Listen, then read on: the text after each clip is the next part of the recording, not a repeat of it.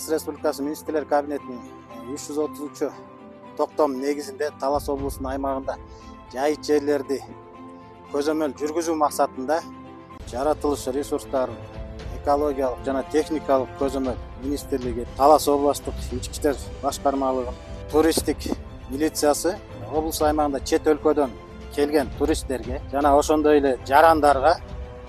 жеринен сервистиктелүү көрсөтүп, коопсуздуктарын алдын алуу максатында